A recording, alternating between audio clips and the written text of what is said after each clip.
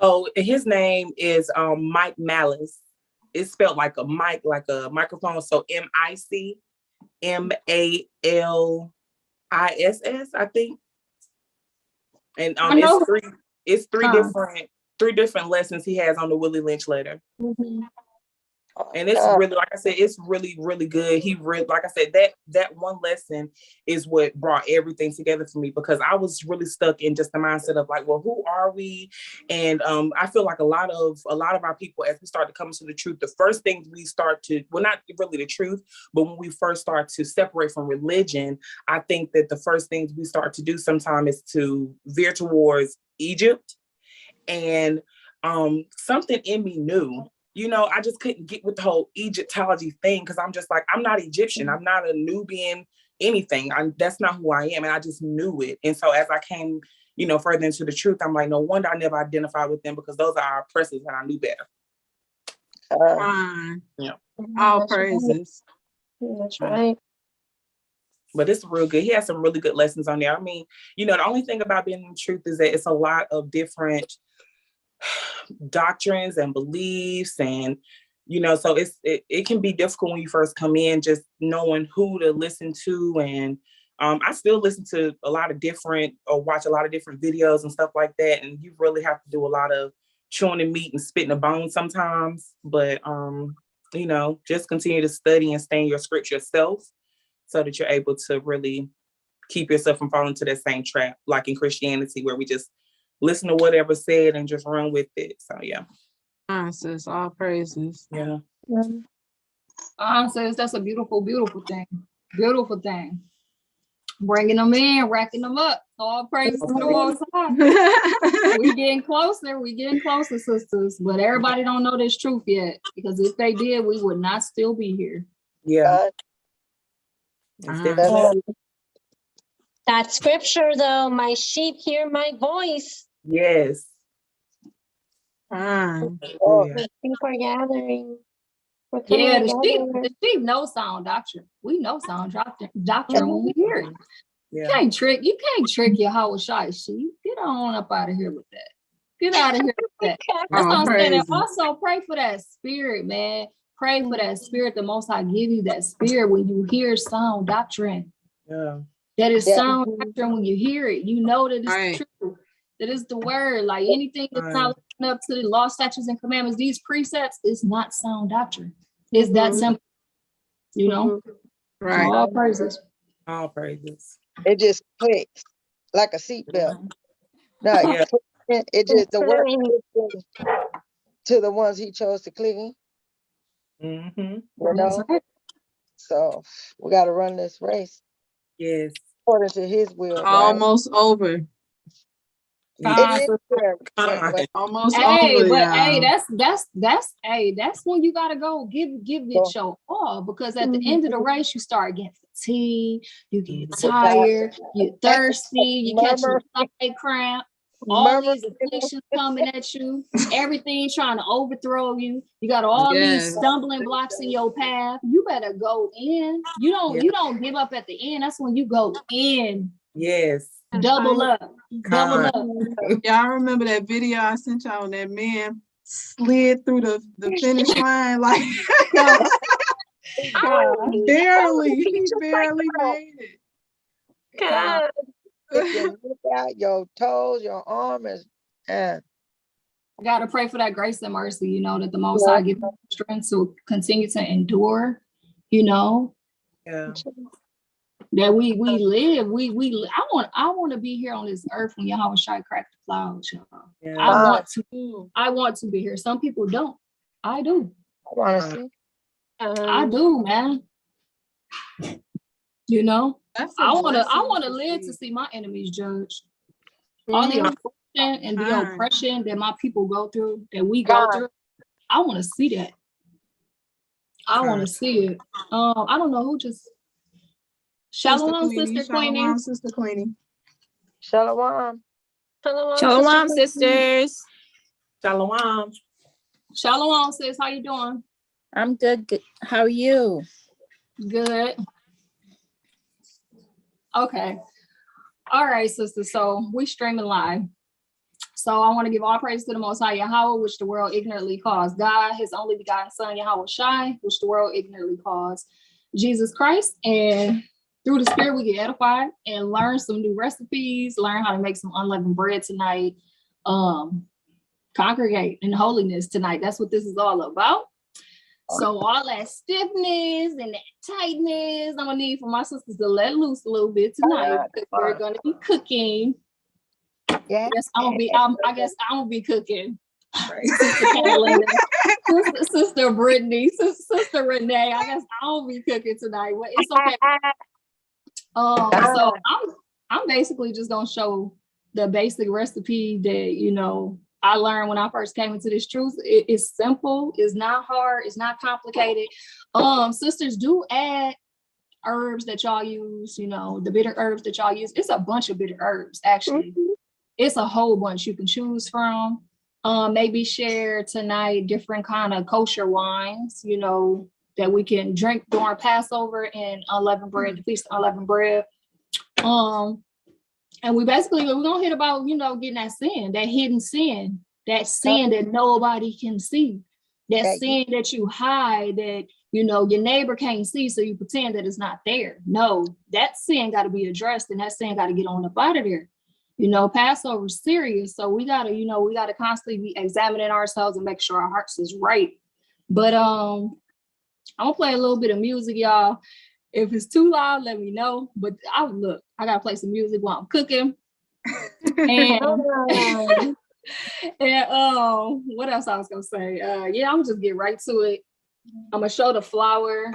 So this is the flour I use. Sisters, do y'all use this or y'all use something else? I got another one I use. I use something else. Yeah, I've used that before. Show what y'all use. Okay. Let me go get it. I did the organic all-purpose flour, and this one has the red wheat flour, organic malted barley flour. Okay, fine. All praises. Shalom to all the sisters tuning in on the live. Sisters, if y'all don't know how to make unleavened bread, y'all gonna learn today. And if y'all got recipes or different ingredients that y'all use and stuff, just drop it in the comments, because we all here tonight to help build each other sister up who don't know. Hopefully we got answers for each other, and just like I said, be loose and let's enjoy each other tonight. But I'm gonna play a little bit of music though. Let me get back to my list real quick. Gracie, come here.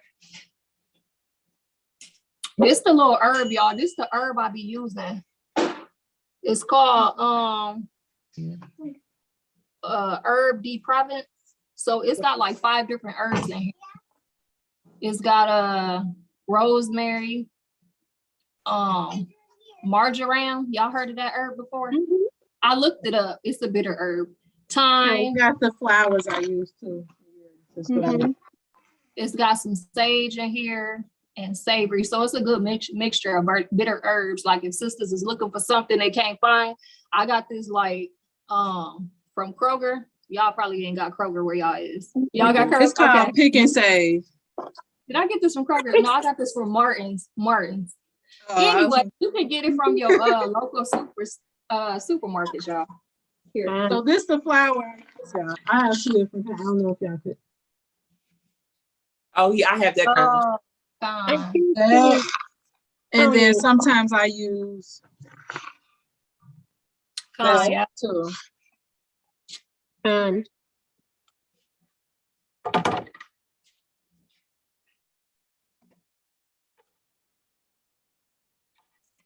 Do y'all mind just like holding every time you guys show what you use, just holding it for a little bit longer? So okay, sis. Like, gotcha.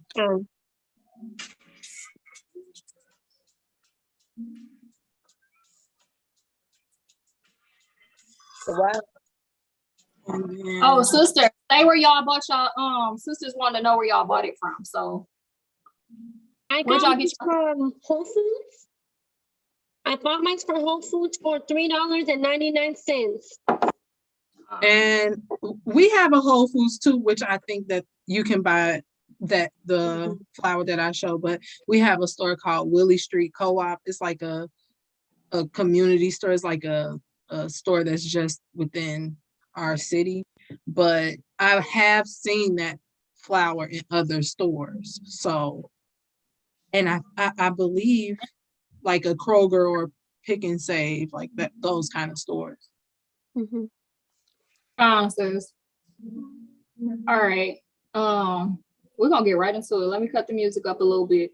Y'all just I'll cut the music down if y'all want to say something, but I'm finna groove and make this unleavened bread. Okay. That's what we finna do today.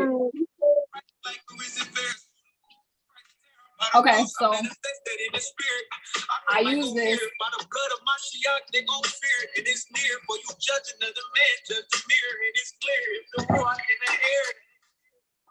Quick question: how many? I know y'all gonna laugh at me. How many sisters measure they flour and they what? I bought everything. So I don't measure, but I did write some measurements down to try and give sisters a little bit of an idea. But yeah, I'm not really good at measuring things. You just add, I don't measure either. Add your flour, add your water. If it's too soupy, add some more flour. If it's too tough, add some more water, and keep mixing and mixing and mixing until you get your flour right. So, all right.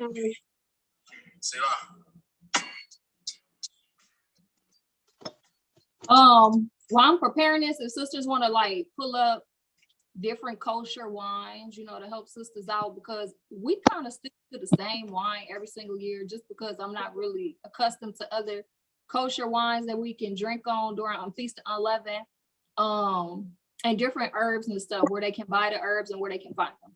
So I have it pulled up already.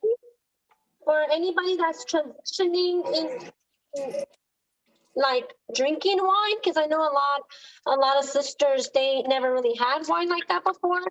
But if you want to get in the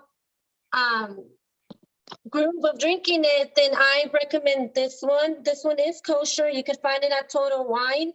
That's the only place that I've seen it at. But I'm gonna try to flip my screen. Okay, there we go. It's called Joven.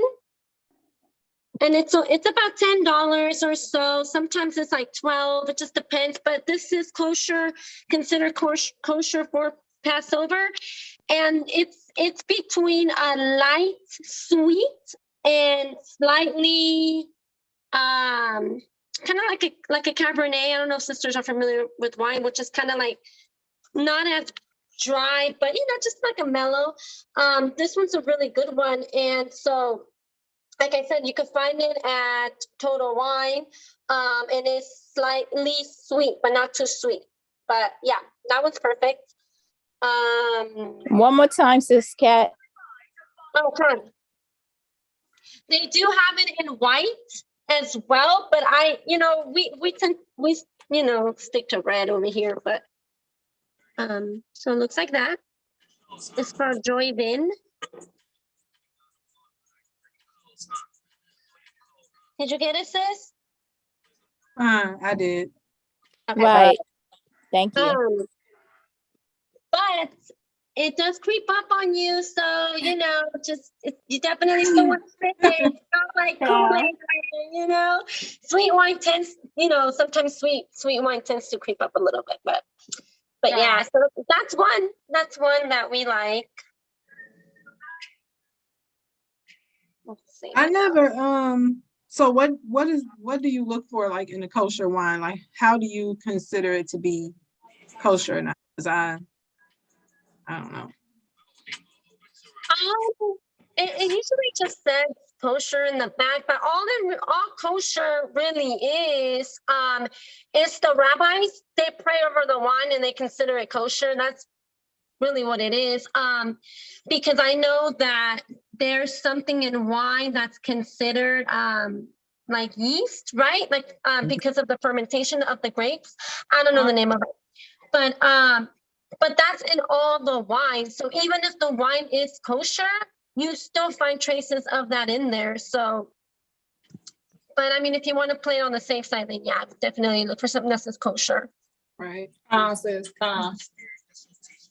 you know what? We should do a wine exchange for Passover. Like, sisters, let's do a wine swap. Like, send me a wine I never tried. And Okay, hey, gotcha. let's do a drawing. Whoever want to participate, sisters on a live too. Any sisters that want to participate in the little wine swap, and we just send each other different wines for Passover. Make sure it's obviously kosher wine. Kosher.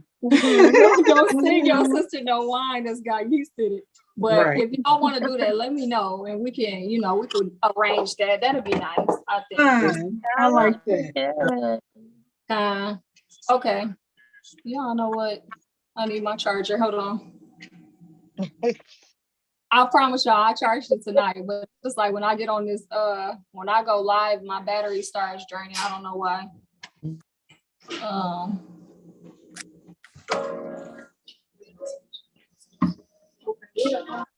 My charger over there. I knew I was gonna need it. I like the attire. That you made that dress? Is that a dress? Me? Yes, ma'am. No, I didn't make it. I went and bought one today, y'all. That's I just trying to pick myself up a little bit, you know what I'm saying? I haven't bought myself nothing in a long time. And so I went and bought me a dress today. Oh, that's a pretty color, sis. it is pretty. I love spring, man. Life. Winter be getting you down in the dumps sometimes, Yeah, I feel like in the wintertime, especially because where I am, we get a lot of snow. It's like you don't want to go outside. You be stuck in the house majority of the time because you don't want to go out in the cold and do anything. So I really look forward to spring and summer. I wonder if I put this if y'all can see. Can y'all see that better? Hold on. Salakia, sisters, bear with me. I'm trying to get the angle right where y'all can see. Oh. Can y'all see? Okay, I'm gonna move that right there. Okay. So I got my little flower. Hold on. How many cups of flour is that, sister say? This is about a cup and a half. Yeah, don't give me to fibbing. I don't nothing. I just poured it in there. You know what? Because I don't want to make too much, even though I know as soon as I make this, the kids don't eat it. But normally when I make mine, I put my herbs on blast. But I'm making it different today than I normally make it. Have any sisters ever used a flatbread maker? No. Or, hold on. See, I had a feeling none of. We gonna see. We gonna find out how good it cooks tonight at the same time because I never used it before. So, but what I am gonna do, I'm gonna add my herbs now and mix it. That's usually what I do too. I don't know why. I kind of like mine like within the dough. It's gonna be really good. Same. I'm using bottled water, y'all, because I don't play around with that sink water. You know that's right. I don't mess with Esau water, man. So I'll just add a little bit. If I add too much, then I'm obviously gonna add some more flour. Just start mixing. I could tell I added a little bit too much, so I'm gonna add a little bit of flour. But just go ahead and mix, sisters. I ain't do too bad. It's a little bit tacky right now, so it needs a little bit more flour, but I'm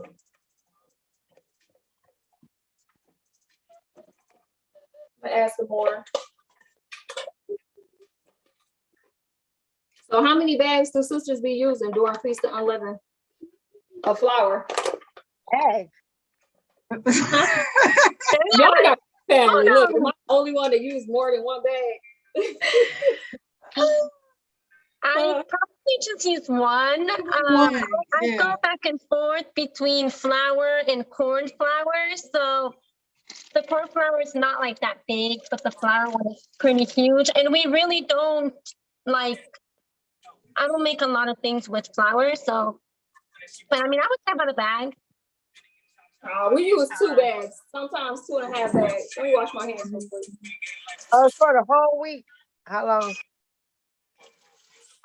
right? Because you have to replace everything that you would normally eat. That means any sweets, cakes, cupcakes, muffins, all that stuff. So we be going in on the unleavened bread. But y'all, I got some more recipes. I'm not gonna do it tonight. We're gonna do it on another separate day. But sisters, look, we're gonna have to do some more cooking videos. All the way up to Passover. Help sisters out. Let's get some dessert recipes.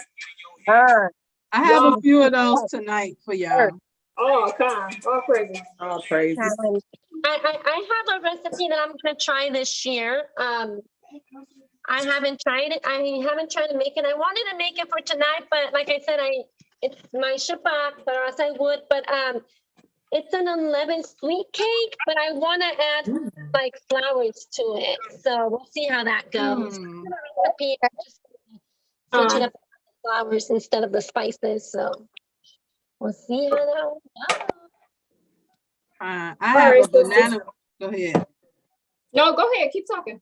Oh no, I was gonna say I have a banana bread recipe that I make regularly because my family eats that like crazy. That sounds good. But normally I use like baking soda in it. So like I just take that out and then make the recipe. So this year we'll see how that turns out because I haven't done that, but I figured that maybe I could just take the baking soda out for the banana bread recipe and see how that works and make like banana bread muffins. But I do have like another muffin recipe that I would like to share. That sounds good, sis. I love banana bread. Yeah, and I use yogurt, vanilla yogurt in it too, so it be all moist. And they love it when it comes fresh out the oven because it still be crispy over the top edge of the crispy. About to burn their mouth. I'm like, you gotta give it a little time. Yeah. Yeah, that sounds delicious. You gotta share that, sis. Yes. Honestly, I'm not much of a baker, but you guys have been inspiring me to bake more, you know? Y'all been inspiring me to do a little bit of everything. I'm not even gonna lie. Every time I see something, I'm like, ooh, okay. Sister Say got her sewing going on. Okay, now I need to try and get into that. Ooh, look at this tea Sister Catalina posted. I gotta try and make that. All these vegan meals and stuff. Y'all got me over here about to lose my mind trying to do everything in one. I know, right? It's a lot. That's beautiful to be able to choose from like righteous deeds and righteous works. You know, and we're not choosing from being wicked and wretched. You know, we actually got something to choose from that's righteous. That's a beautiful thing, sisters. It is a beautiful thing. And I love y'all and I really appreciate all of it. Kind, I love all my sisters. I love all of y'all. Kind, the most I made guys. Love y'all our own little way. So I found another kosher wine. Y'all want to see it? Yes. This one's probably gonna be bomb, y'all. Look at this. It's called Edom. That bottle it looks good. Can you believe I don't know about this one, Sister Cat. I don't know. And it's $40. $40. Wait, let me see, sis. I couldn't see. Okay. Oh no, I'm about to pull it up. It looks like Edom. Look at this. Edom. Edom. I don't know about this. Yeah, we gonna skip that one. Right. But there's another one that's called Canaan, or Canaan, like the land. That's supposed to be kosher as well. I've never had it, but it's expensive too. I think it's like 26. I can't find it, but I was trying to pull it up. No, Also, this brand right here, Yarden, is also considered kosher. Yarden, right here. Oh, okay. This is a Chardonnay, but they have it in red as well. I believe that's the one that we used last year, the red from Yarden. I think it's like $12.99 when it's on sale, because sometimes some of their wines are not all priced low all the time. I think their highest is like 36, I believe.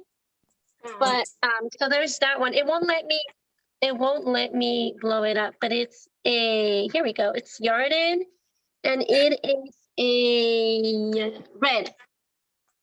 So it's just the crazy thing is sometimes like the Edom, I think that was like the $40 ones and stuff like that. They don't even be worth the money. Like they don't even be as good as the $15 ones.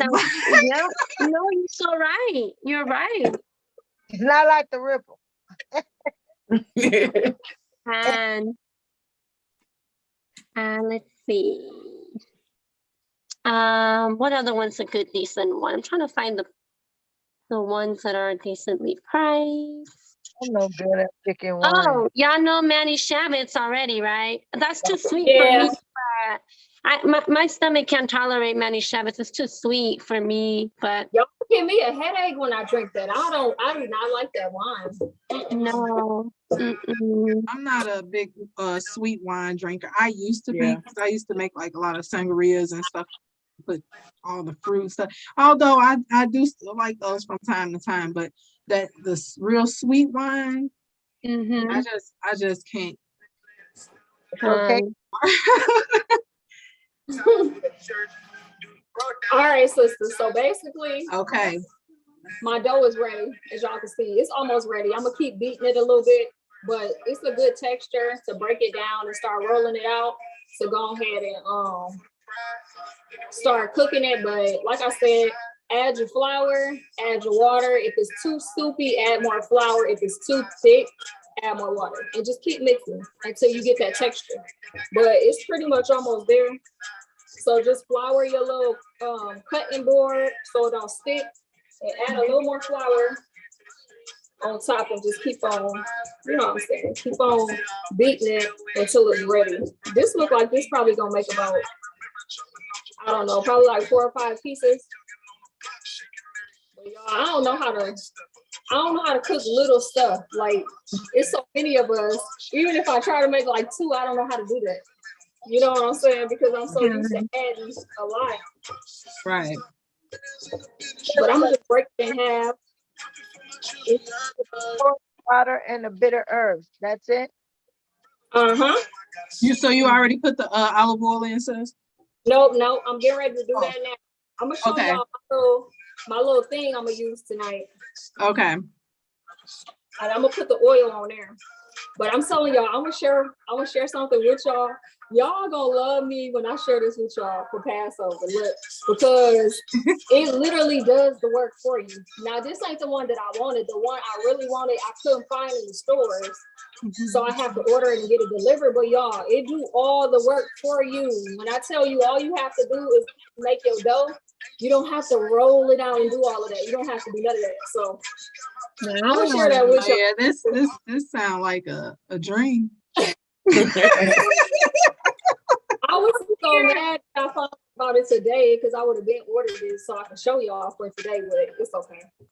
Like I said, we're gonna keep making little recipe videos leading up to the Passover and help sisters with different ideas and stuff that we can choose from during unleavened. So this is ready. I'm gonna start rolling it.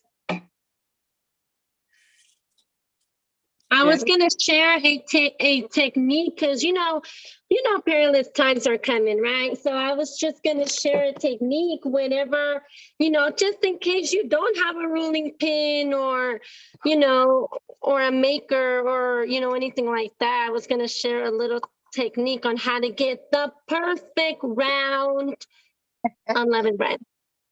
My mama used to do it. If you don't tell me, do you see this? Tell me how you can bread. That's how my bread be looking. That's too funny, because she like the perfect round. I like, girl, man be looking like a square here, triangle there. Hey, that's okay. It'll all go down the same way. It's gonna be fire though. Don't look sorry. But I would love to see that technique. Right. So I could show off. My mom used to make it, right? But I was watching, videos for new recipes, and a sister also does it. And I was like, wow, that technique is bomb. Like, we got to share that. Okay, so it's real quick. I wanted to make the dough, but I couldn't because it's the Shabbat. But I got some Play-Doh. I stole some Play-Doh from my daughter because it's kind of like the same texture, when you make the flour.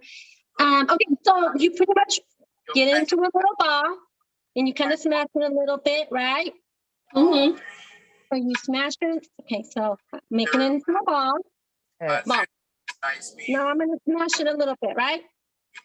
And then karate chopper right in the middle, right? And you just go back and forth. Okay?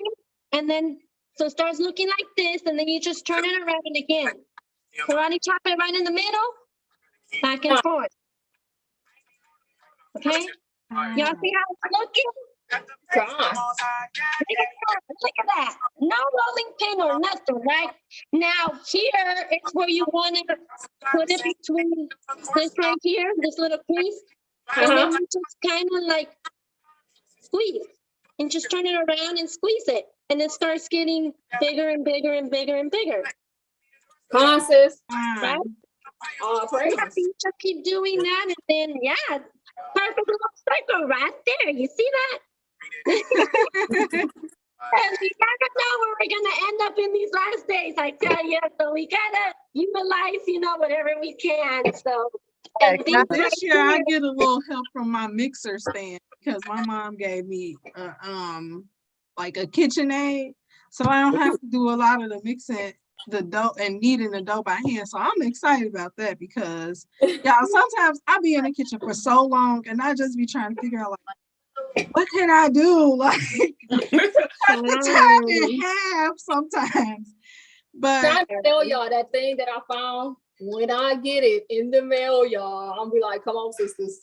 Get in the kitchen, get your dough. Look, I'm about to show y'all because you do not have to pack. You don't got to do none of that. You just literally like the dough like this, ball it up, put it in there, and it literally make a perfect circle by itself. So I'm telling you, y'all gonna love me for Passover. As soon as it come in the mail, I'm gonna share it with y'all. Wow. We make a lot of tortillas, but I know you used one of these before, right, Sister Renee? Yeah, I got one. My mother's up underneath my sink. She used it for the corn. The corn tortillas, but you could also do the flour here. You just gotta layer it with the parchment paper. I never even seen one of those. No, I'll show you real quick what it does. And these are so cheap. I think I paid like $5 for these out here in Cali, but so you pretty much just do the dough, and then you put it in this thing here, right? But you have to line it with parchment paper. I don't have any, so I'm not gonna do it, but it's okay. I could just scrape it off. And then you just kind of, put it in there, mash it a little bit, and then you use this thing and you lean on it, right? And then it just.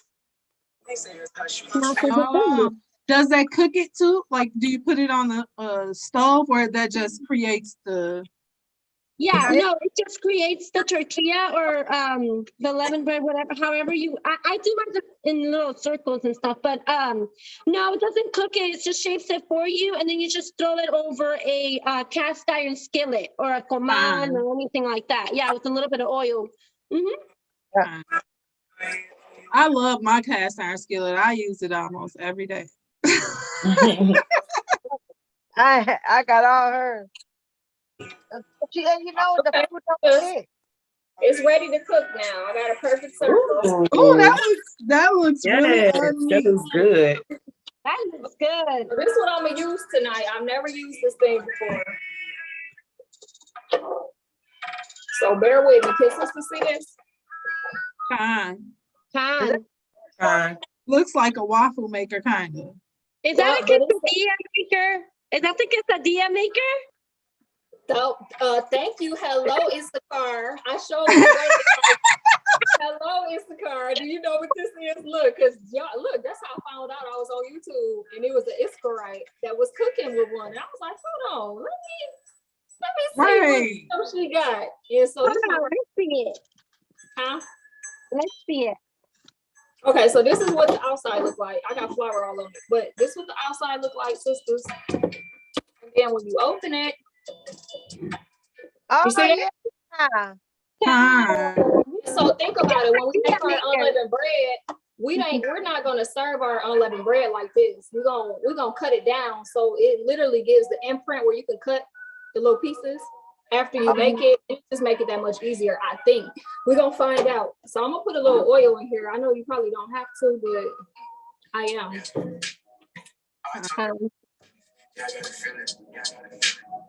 New age, old new kingdom, gotta feel that. Oh Lord, did I just? Israel on the rise of the nation, gotta feel that. I'm just gonna put just a little bit so I don't be too greasy. Yeah, you gotta hear that. And y'all, I think I made my circle too big for this. New age, old I'm gonna just put it on there and then close it. We're gonna see. I think that's what trim it off. Just trim off whatever's remaining. You can trim it off, no? Not hang it out. It actually looked like it might have been the perfect size, actually. Oh, And I'm gonna make another one, but y'all, I literally just put a little. So once I rolled it, I just set a plate on top of my dough and trim around it to get that perfect circle.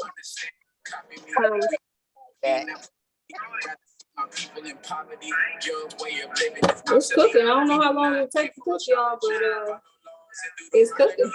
So I'm gonna get one more piece. Get one more piece ready.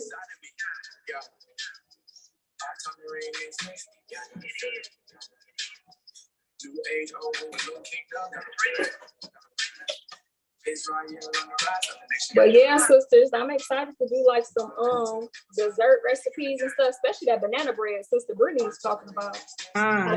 It's really good too. Really good. You can make it muffins or you can make it like a loaf. You can do it either way. Either way, Brittany, I love banana bread. I do too. And apparently my house do too. Because the banana bread be going one day. They were gone. They be looking for it, like, you made one more than one loaf? No, I only made one. Right. That's how you know it's like my mama used to say, you better hit it thin. Take it thin. Y'all making me hungry. So sister, we know like this is just a small part of Passover, making the unleavened bread and everything. But you know, the spirit on the spiritual aspect, we gotta make sure our hearts and stuff is right. You know what I'm saying? We got to get the sin out. We can't, you know what I'm saying? We do have to get we got to get all the yeast out the house, but don't we got to get the leaven out? Don't we got to get the leaven outside of our temples? We got to purge it out of us, right? And that's the thing we have to realize. It's not just about the food and the drinks and the beautiful hair wraps and the dresses and the garments, you know, and the music and the wine. That is not what Passover is about. And we have to remember that. You know what I'm saying? Because sometimes, you know, people can get a little carried away, but always remembering why we're doing this and making sure that our hearts is right, our hearts is pure, you know. This is the Lord's body. You know what I'm saying? We're not playing around with this. We got to examine ourselves. So I just wanted to say that. Sisters want to add to that? Yeah. It's also, you know, just a remembrance. Like, we do this to kind of put ourselves to the situation of our ancestors. You know, it's not just like you said, it's not just a party, but it's to really understand what they were going through during the time. You know, we stay in our homes, we do the Passover, we read about the death angel that passed over all of our doors. My baby chiming in. She finishing my sentences, y'all. You know, it's just about connecting our spirit with those times, and just putting ourselves in there so we can really understand why are we eating unleavened bread. We're not just eating it because eating it because our ancestors were kicked out of it. Like they had to go in haste. They left in haste. You know what I mean? They didn't have time. So it is, it's a remember. It's just to put ourselves and to our spirits and to examine ourselves and to make sure that we're doing this in remembrance of them, and not just, partying, having a good time with our mind on today, but just remembering, what our people went through as well. Gotta find it. Doesn't one of the scriptures says, remember the days of old? Let me find it. One day I'm gonna be able to just click right. I think that's in the Apocrypha, sis. But sisters, so when we come to examining ourselves, like what things should we be examining? Obviously everything, but like specifically, let's name some stuff. I think first and foremost we have to examine our spirit. I think that we should be walking in the spirit first before, just thinking of the flesh, because the flesh, it's corruptible, but your spirit, that's what makes you whole.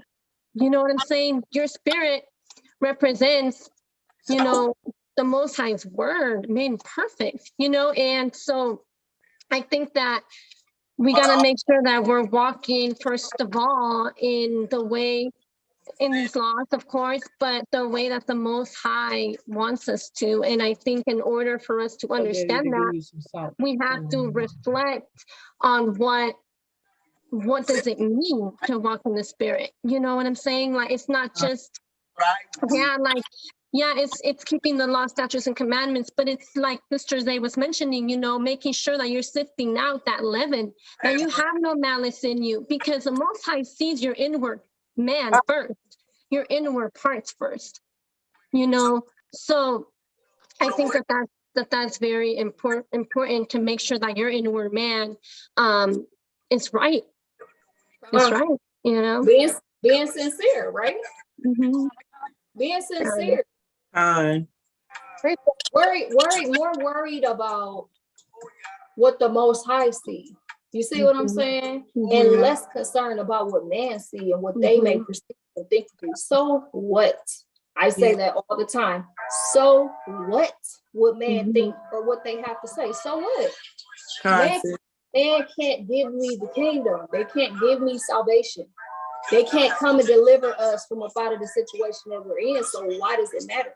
It should be about pleasing the Most High and making sure our heart is right towards the Most High. And with that being said, pleasing the Most High is loving your sister, loving your brother. When we come around approaching Passover, you gotta make sure you're right with your people. Yes, you gotta make sure your heart is right. Yes, you do gotta purge out the leaven. Yes, you gotta make sure you're right. But you gotta make sure you're right with your brother and your sister too. So you finna take Passover and you got hatred towards your sister, or you got hatred towards your brother. You just got done backbiting. You see what I'm saying? Y'all, you gotta consider all of this. You gotta consider all of this because it's very serious. You bring judgment on yourself if you unworthily take Passover. If you eat the unleavened bread and you drink the wine, we understand, we bring judgment to our own self if we do that. So we're just examining ourselves. That go along with where you are with your brother or sister. Who have you offended? Who have you hurt? Did you go back and make amends? Or did you let your pride get in the way? Are you here today with resentment in your heart towards your brother or your sister? Do you have unforgiveness in your heart towards your brother and sister? And that's one of the things, you know, I kind of really had to examine when I came into this truth. The people that hurt me, which is really family, you know, you have to be able to get to a point and be able to be like, okay, they hurt me, but if I love the Most High, yeah, I don't want to burn my unleavened bread. I'm telling you. Hey, it looks like it cooked good. It looked good. Yeah. Oh, that is delicious, guys. Y'all see this? That looks good. Oh, praises. Hold on. Hey, hold on. I'm gonna cut this down, y'all. Yes. But yeah, what I was saying is, you know, we have to make sure our family, we right with our family that may have hurt us or offended us in the world. When we come into this truth, we can't be holding grudges. We got the love of the Most High inside of us, man. No matter what any of them did to us, I guarantee it ain't worse than what Esau do to us on a daily.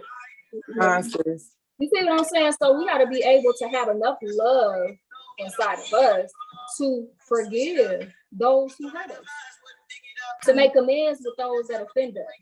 So y'all don't have no heavy heart in this thing, holding on to resentment, holding on to hatred and grudges, y'all. That will weigh you down. You're not going to make it far in this truth doing that. You want your heart to be pure and not have to worry about any of that, sisters. I can say it so the way I say it because I know I don't have hatred in my heart towards nobody that walk on this earth. You see what I'm saying? None of my people, I don't hate my people. I love my people. Even the ones that hurt me, I love you too. I might love you more because it took a lot for me to get to where I am today to even love you. And y'all, that's where we gotta be. We can't look. Yahweh is love. Yahweh is love. What greater love is this that a man laid down his life for his friends, y'all? We gotta understand that. It don't matter how long you've been in this truth. It don't matter how diligent you keeping these Sabbaths and feast days and wearing your fringes. Do you love your brother? Do you love your sister, man? That's hop over that hurdle because that can keep you from getting kingdom. You see what I'm saying?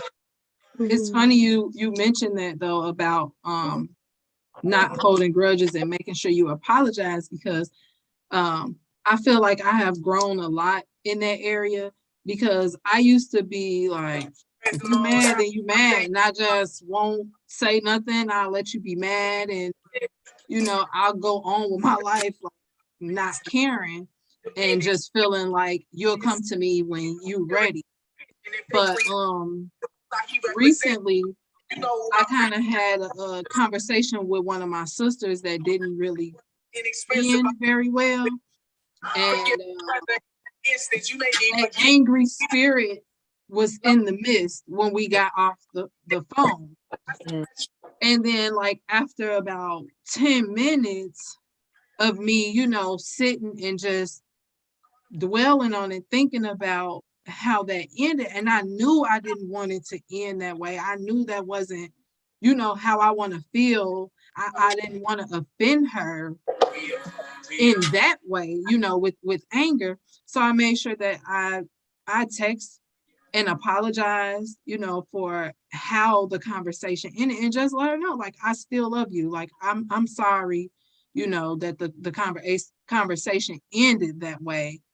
And I still love you, you know, like I didn't want to let that spirit linger, like, especially not on my end, because I wanted to make sure that I know I apologize. I know I try to clear the air on my end.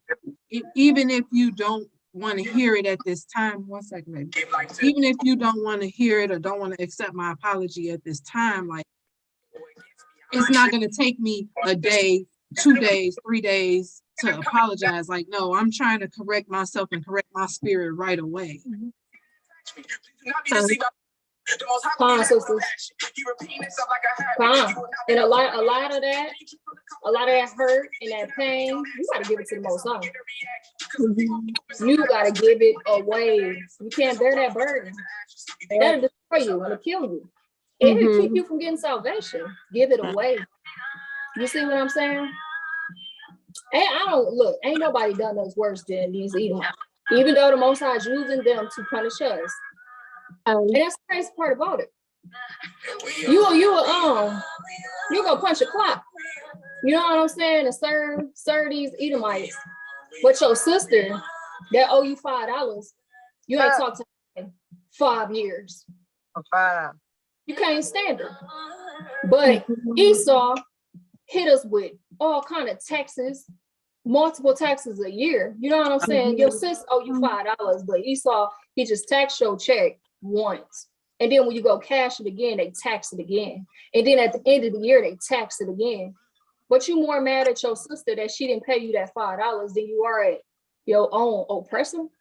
Something ain't right. We gotta check ourselves, because a lot of that hate and unforgiveness and grudges, it be over small stuff, y'all. And then, with us coming into this truth, we should be on a level where we have understanding of, the things that our family members do that's not in this truth. You see, our level of understanding should be greater. Like, they don't get it. You know what I'm saying? We should be able to rise above it. It shouldn't be able to even phase you, really, sisters. Yeah. It's on my spirit to talk about it tonight. Because it's very important. All praises. How can we proclaim to be in this truth? We don't love our sister or our brother. What I come up against, I feel like a lot of times, is I show love, but I don't get that same love reciprocated. And so that's where a lot of my hurt has come in, is just with, being that consistent, loving person, even prior to coming into the truth. I believe it just was just the light of the Most High just shining through even before, but it's just like something about me that they just don't receive. And this is family, and the funny thing or ironic thing about it is, like, one of my family members, she is married to a Jewish man. So yeah, it's really crazy. I mean, because like, even when I came into the truth and was explaining, I'm out of Christianity, and just talking about heritage and how it all, works together, what it is and what it isn't, he's my uncle. My uncle was just like in the background shaking his head. Now, this is the one that's Jewish. He's like, white, Caucasian, whatever. So an Edomite, bam. So he was just like, shaking his head, because they know. They know everything. And he was just shaking his head like, yeah. So it's just like I said, it's amazing how the whole thing piles on top of each other. And now that I'm in the truth, it's just like, they definitely don't know how to even take me now. They don't know what to think. Can't get the righteous away from him. You know what I'm saying when I say wow. You made me think of he said she made me think of Kosher cartoons. Who'll be watching that? Yes. Love those. Those are good. She was married to the Jewish man on one of the episodes. He like, if you want to learn the Torah, I will teach you, man. I'm telling you. He came to the door. She got him. Right?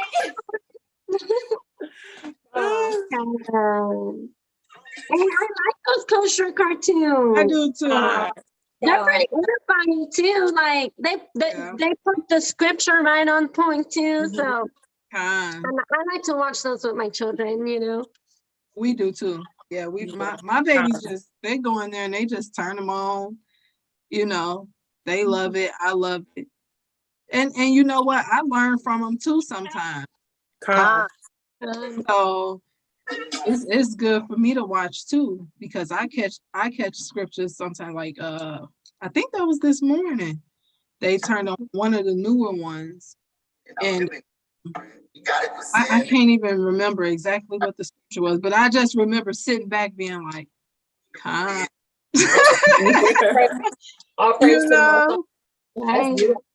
talking about praises. Gosh. And another one more aspect I wanted to hit on with Passover that's important is our children should know what's going on. They should know what Passover is, what it means, why they're keeping it. You know, as women, we should know what's going on in our households, the condition of our children, the condition of our Lord. You see what I'm saying? We should know everything that's going on. It's our responsibility as women to go through the house and get the leaven out. The physical leaven that we can see with the foods and stuff, and also, you know, our temples, purging the leaven out of our temples, making sure you know what's going on with your children too. The condition of your children. And you know, we as mothers and nurturers, we have to pray for our children and intercede for them. You see what I'm saying? Especially coming around the Passover, because they may not know how to pray.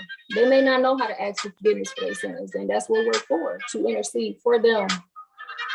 You see what I'm saying, sister? So it's important on a whole level just to make sure that we know the condition of our children, you know, our Lord, our household, and everything leading up to Passover daily. Just getting ourselves right. Yeah, the lamb is good, the wine is good, the unleavened bread is good, but we gotta make sure, you know, we gotta make sure our spirits and our hearts is right. Y'all, I don't know. I think I'm going over with this. Look how soft it is. Do y'all see this?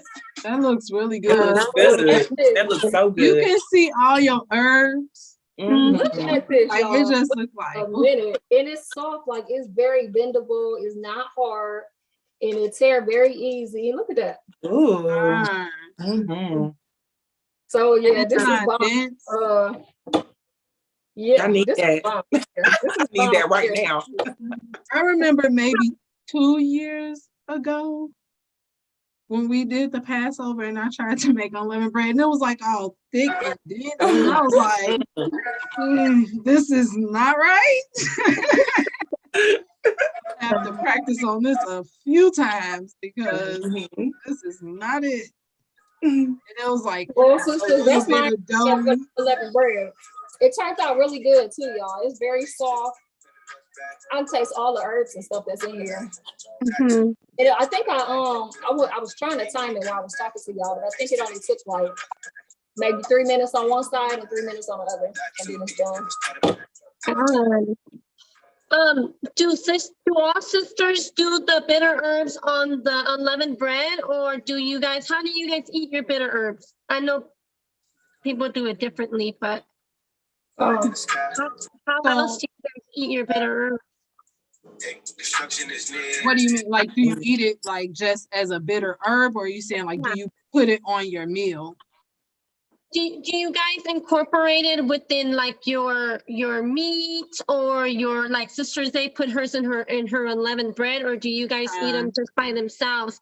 How many eat them by themselves? Because that's usually what we do. But how other ways do sisters incorporate the bitter herbs? I really honestly just I'm sorry, sis, you can go ahead. So like, you know, it's okay, sis. Okay. I really honestly, I just would incorporate them into my meats and into my unleavened bread. I haven't never really like just eaten them on the side. So that may be something that we can, you know, try this year, because that hadn't even really come to mind, to be honest. I was gonna say this is really gonna be my very first year really doing like a full participation in Passover, just because I really didn't know the high holy days when I first came in 2020. That was really my learning year, my entry level year, and then last year. And so I just really got married. So my Lord and I, we're just figuring it all out, you know. We just found somebody to, you know, have to fellowship with for Passover. We just had a baby, so it's a lot. So I don't know. It's a beautiful thing. It's a beautiful thing. Congratulations, sis. Growth. Hey, that's real growth right there. You've done some Yes, those are goals, sis. That's beautiful. Thank you. Congratulations. Yes. Thank you so much. Thank you so much. Yeah, So I yeah, don't know we're what it's super about. excited about getting, really getting in there doing it, because I was already in the truth when me and my husband came together, but he's kind of like truth adjacent, and so he's really just come further into everything, and we're still learning together. So it's really more of like a situation where it's like the sanctified woman, she kind of is the person that sets the tone for the household. So it's really been a good and smooth transition. All praise to the Most High. I mean, everything that has happened. Yeah, so it's exactly what we needed for sure. So I'm excited for Passover.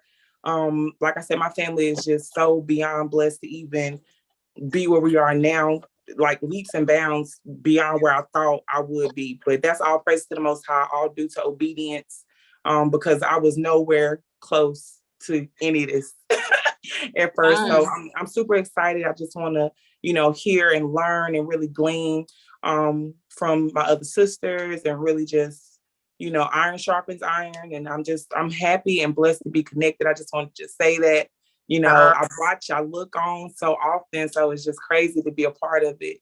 And it's just it's a real blessing. All praises. To be happy to have you on here. Thank you. Here, right? Yeah. Each other up. I'm really excited for this Passover too. I don't know what it is, because like I said, we did the last 2 Passover. I think it's because, like I said, like the past, I would say 6 months, I feel like I have grown a lot. I know I still have, a long way to go, but I can see my growth and I feel it in my spirit. And it's just really exciting to be able to keep the Passover this year with even more understanding and wisdom than I had last year. And then to have all these beautiful sisters to learn from, to share with, it's a beautiful thing. It really is. Okay. Really. All praises. Yeah, no praises. I wasn't gonna say nothing, but I'm gonna go ahead and say it because I'm a little behind. Y'all know me. When it's over, number one, and I'm learning what it's about on the food side, and then on the scripture side. I just don't know what all entails. I know it's reading the word and gathering together, but it's like pulling teeth. And it's just me over here me and Ebony. So I'm trying to figure out what do I do for the Passover, and when is it? I know get up, east out the house, and make unleavened bread with bitter herbs and the lamb. But as far as that and the date, can we do it? Can a woman do it on her own, with her child, or does there have to be a male? Does that make sense? That's a great question. It makes perfect sense. First of all, I'm not a man. I'm gonna stay in my lane, stay in my role. I'm not gonna break down nothing that got to do with the Passover, but we're bringing Passover in on the 14th of April at sundown.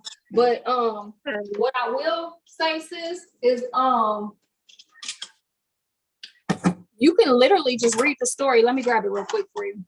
So you can, you know what I'm saying? So you can get some knowledge on the Passover, what we're supposed to do, how we're supposed to keep it.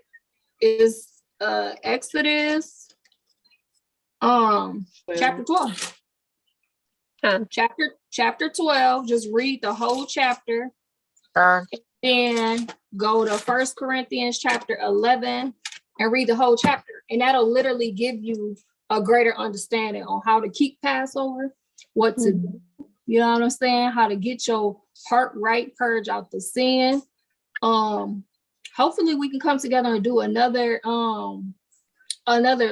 sister call about, different foods that got yeast in it. You know what I'm saying? Because a lot of stuff like the first year coming into here, y'all, I was serious. Look, when I came into this truth, and some people be like, she over righteous. No, I'm not, y'all. I just feel like I feel like if I'm gonna straddle the fence, man, why not stay in the world? Why are you straddling? Like, if we gonna go in for the Most High, go in for the Most High and keep His law, statutes, commandments. Don't play with it.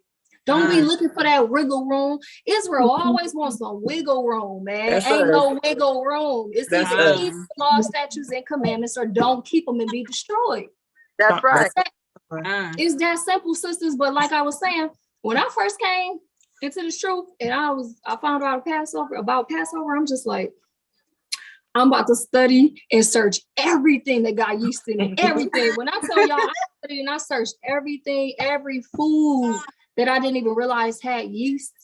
We had a whole bunch of food in the house that had yeast, y'all. A whole bunch. So like, hopefully we can do another sister call and kind of go over some of the food items that we don't realize got yeast in it and get it up out of our house. Help each other that way. Do what a woman's supposed to do, not what the man's supposed to do. Come on, sisters. Put away that old Eve and just play our roles. Let's think about what the woman is supposed to do. The man is holding it down, okay? Now let us, can we hold it down? Can we start building a better reputation for the daughters of Zion? It's enough rebellious Eves, and then it's enough rebellious Eves in the truth that's rising up that wanna take the role of a man. Just be feminine, play your role, and just worry about things that pertain unto a woman. Why is it not that hard, sisters? Don't straddle the fence, okay? That spirit is tough, you know, that I can do it all by myself, you know, that manly spirit that our women have on them is strong. It's strong in Israel. It really is. Yeah. And you know what, sisters, that goes for like, you know, we get the leaven out of the house, but like cleaning the house very well too, especially like if you have children, because I know my kids, they sometimes like try to take snacks in their room and stuff like that. You have to make sure that you are getting all the leaven out, you know, to the best of your ability. But girl, vacuum them rugs, shake them rugs out, sweep, pull all the stuff out your cabinets. I pull my stove out, my refrigerator out. I do like the whole, now y'all, it take me a couple days sometimes to just completely go through everything and to do it. And this year I might take it another step and shampoo my carpet. So, I'm just saying, you know, it take a little bit of work, but it's what we're supposed to do. That's our job. And our job is not that hard as women. It's not that hard. But you know what? That's pleasing to the Most High. Like, and it's good that you give that detail, because that's showing like we really concerned about like pleasing the Lord. You know what I'm saying? Because He's looking. What's that? Sirach 19:23. You know, we fear, I'm paraphrasing it, but we fear the eyes of man, but not realizing that the eyes of the Most High is 10,000 times brighter than the sun. Beholding, the Most High is seeing everything that we're doing, but we're more concerned about what man can see. And the Most High is looking like, I'm sitting here looking at you. I'm looking at you. Like, get right. Just get right. You know what I'm saying? So look, don't be that beautiful cup and that cup tip and it's filthy inside. You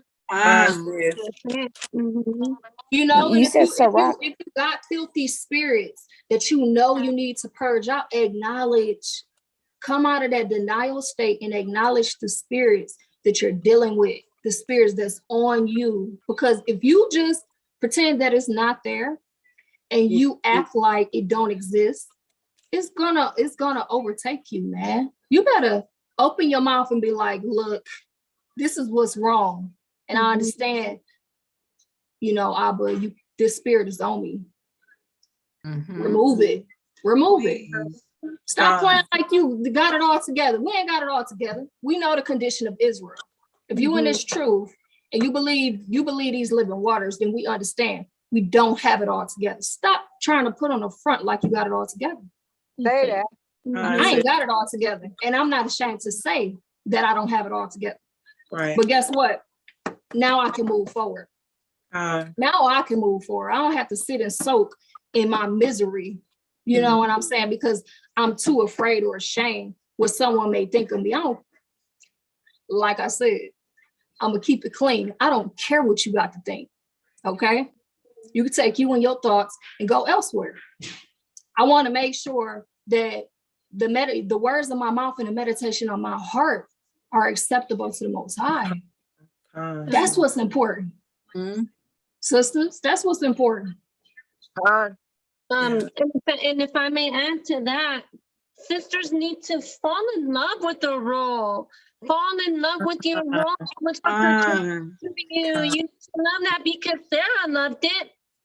Sarah executed her role perfectly. So then Martha, Martha too, and so we gotta love to wanna be that submissive wife, to wanna take care of the household, make sure everything's right, make sure your children are in order, everything that pertains to a woman. Love it and perfect it every day. And also too, like with cleaning, for me, cleaning is therapeutic for real. Like right after I'm done with my word, time to clean the house, and people come in, they're like, but your house is clean. I'm like, no, it's not. Like, oh my goodness. Yeah, I know. But not just that, I correlate that with because I like to think spiritual and physical as well, right? But cleansing of the house, that's like when you cleanse, when you're trying to cleanse that leaven out your spirit, do the thing with your house. Do the same with your house. When you feel good inside, hey, the people that are in your home are going to feel good when everything's clean. They're able to relax.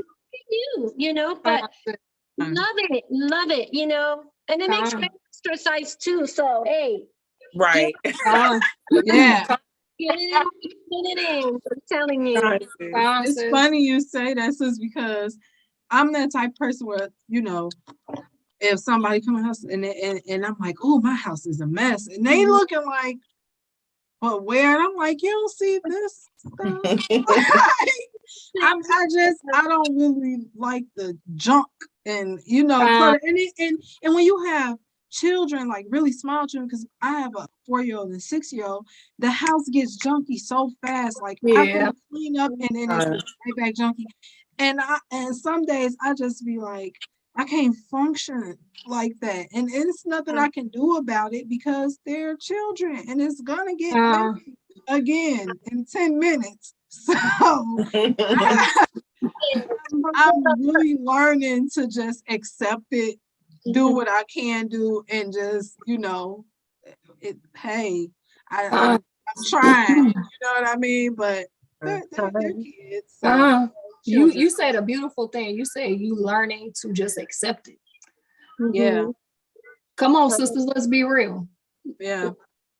Just accept what the Most High set up. And me personally speaking, I'm always willing to share with y'all my struggles that I went through, that I feel like I overcame, and even struggles I still deal with. But to be real, it's just like I struggle with a lot of stuff because I was like cutting against the grain. I just wouldn't accept stuff for what it was. I'm just like, no, you know what I'm saying? That's strong, rebellious Jezebel spirit. You see what I'm saying? Gotta challenge everything, question everything. But y'all, look, one thing I will say that I learned, trying to rebel and resist what the Most High set up, it will stress you the hell out.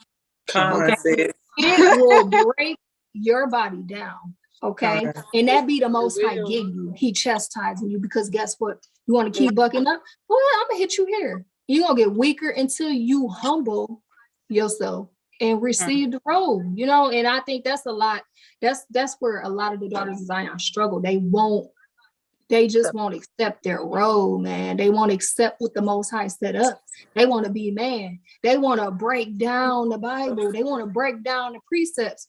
And the stuff that I've been seeing lately on social media, y'all, it make me cringe.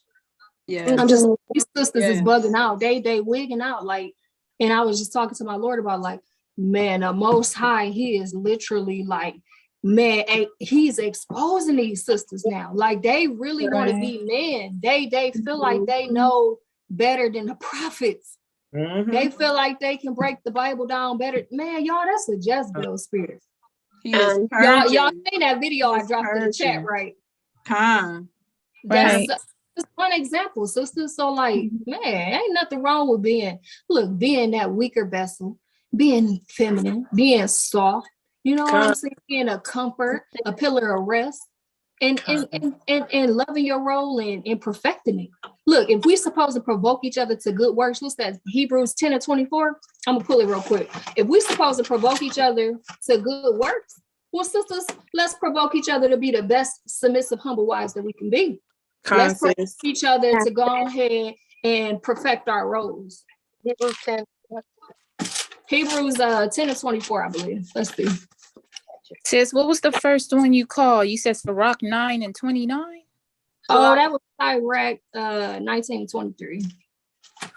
I got it, and I think I got this numero right.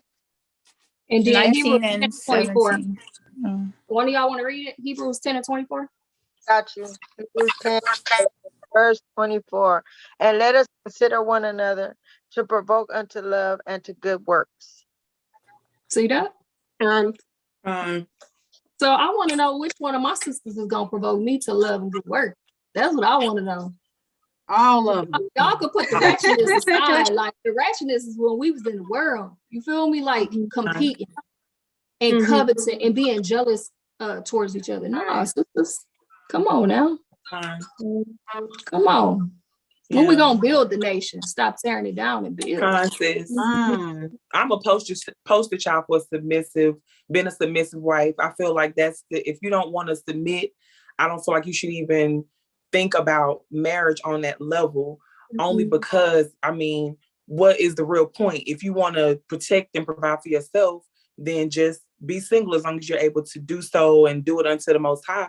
But I mean, beyond that, I just feel like, if you don't find someone, or if you're not basically with a man who you can trust and respect, then, maybe that's not, your Lord in the first place. But I feel like I did it so many years by myself.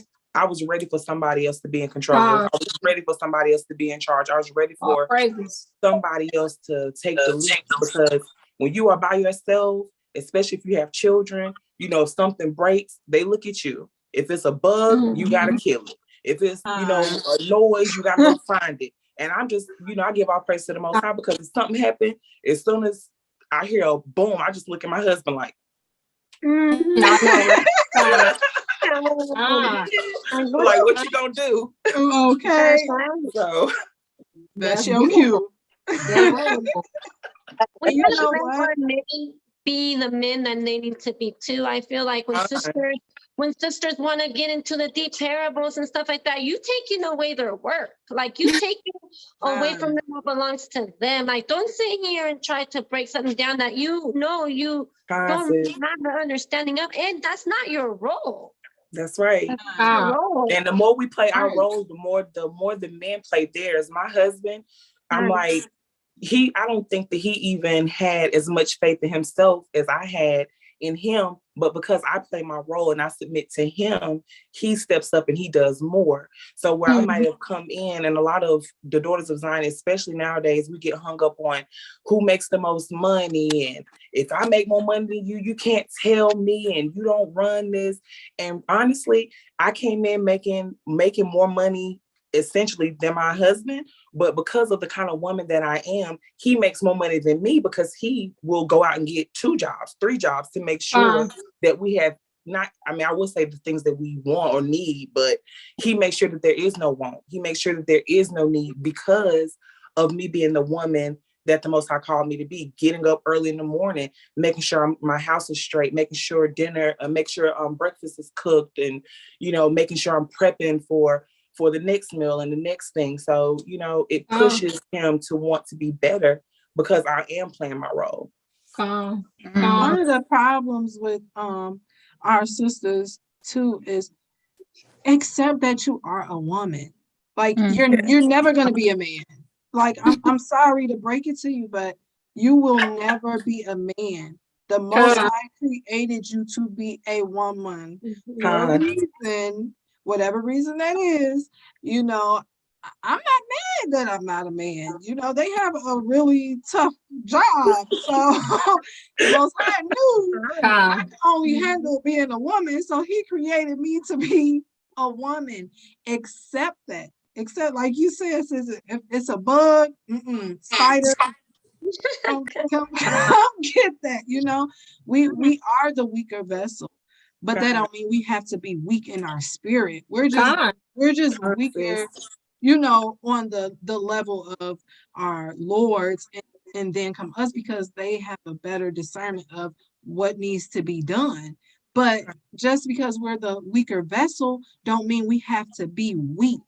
We can be very strong within our household and very strong in our role as a mother, as a wife, as a woman, because you may just be a woman in this truth and you may not have children and you may not have a Lord. But you still have a role to play. We all have a role to play. And the sooner we can accept who we are, what our role is, what we need to be doing, what we can do better, things we need to change, the sooner we can get out of here. Building the nation. It's all about building the nation, you know. If sisters can just accept that curse, that Genesis 3:16, just accept the curse, sister. Just accept it. Stop bucking up against the curse, man. The Most High cursed us, okay? It is what it is, but it was because when Eve went off, we needed to be put in order. She needed to be put in order. She needed to be put in check. So that curse came about because of what she did. She transgressed. So that showed us women, she was out of order, meaning women need that order. They need the order. They need the order. They need the order, sisters. That's why the curse came on us. We need the order. We need to be ruled over, okay? We got lords to rule over us, right? For a reason. Because if you really look, that much, we talked about this before, that much liberty will destroy you. It absolutely has. It absolutely has. I feel like that is exactly what we're dealing with, is that because because of the transgressions of Eve, basically running off, doing what is not supposed to be done. And that's what we've been doing ever since then, running behind these other nations, trying to do what they do, when it's like everything that these other nations do is just a spinoff of what we have already had full access to. And I just feel like we're always just running here, running there, because we want to be so puffed up and so lifted up, because that's really how the other nations are. They're way more like women centered. Like the woman is at the top, the woman is the head of everything. You think about romance, like romantic love, it's like everything is centered around the woman. And so then when you have an Israelite woman that's like, oh, that's my Lord, they're like, you call your husband Lord? I'm like, yeah. That's my Lord, that's my king. You know, I honor him, I obey him. And they're like, you obey your husband? Yeah. Look, when I first got married, try it from us. Try it, you might have one. Yeah. No, it's good for you. Look, I was 16 when I met my Lord. Okay, I was 16. I got married when I turned 18, and family, friends, they like, I'm gonna leave it like that. They like, no, you don't know what love is. You don't know what love is. But they don't even know I prayed for a husband at 16. I prayed for my husband. I prayed for him. You see what I'm saying? So I ain't gonna put it out there like that. But it was a certain particular person that was just like, don't be letting him control you like that. Don't be letting him do this. Don't be letting him do that. You ain't a possession. You don't belong to him. And I'm just like, y'all, I'm 16. And I'm being told this because there's a man that loved me unconditionally, that want to take care of me. You see what I'm saying? But the women of the world, like they so masculine in they literally think on one lane. They use one part of their brain to be rebellious, y'all. So anything that's contrary to that, they don't understand it. They don't understand it. And like to this day, like these sisters still feel the same way. But you know what? I'm glad that the Most High, he chose me. I'm glad the Most High chose me, because, you know, we know that a husband, he who gets a wife gets a good thing and get respect from the Lord. You see what I'm saying? So I know it was predestined and ordained by the Most High. And so these same sisters that speak this nonsense to you, look at them today. They're destroyed. Yeah. Destroyed. And they want to destroy right along with them. So, you know, sisters, humble down, get back into your feminine roles. If you don't have a husband, pray for one. Get yourself right first. Get fear the Most High. Be obedient when it comes to his law, statutes, and commandments, his word. You know what I'm saying? Get in that role and love that obedience, because if you don't love to be obedient to the Most High, you're not gonna be obedient to your Lord. You're not gonna reverence him. You're not gonna respect him. None of that. You know, so hey, just keep on building your spirits up and preparing yourselves, you know. Francis. I know that we have time too, because we're living in crazy times and approaching, and we don't know how much time we have left, you know, and so we got to make sure that you got to make it count. Put in that brick when you can, and you make it count. Count the cost, you know. Sisters. Well, I just want to say, so all this was, look, I know we kind of got off topic tonight, but it must have been the spirit. Yeah, that's what I was gonna say. I think that was for me, y'all. That was really for me, because I feel like y'all was so in the spirit and y'all targeted so many things that I've been struggling with. I'm the crybaby of the group, guys. Hi.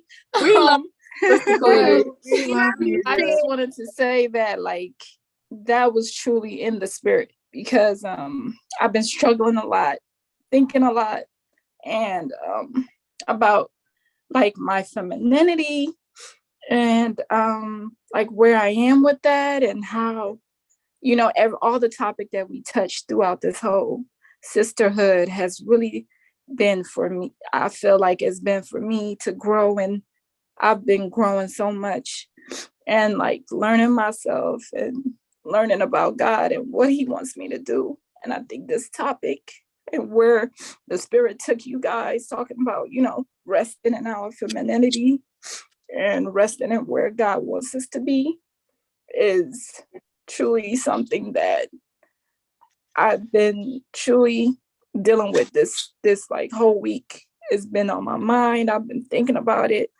And I think you guys speaking on it was truly in the spirit. And everything that you guys said, you guys are all my big sisters. And I appreciate the building. I appreciate what we do here. Like, I would not trade it. And I'm just grateful that I'm actually just here, you know. And this will be my first Passover. And even though I might be just doing it by myself and my kids, but at least I'm doing it. And God, all praises.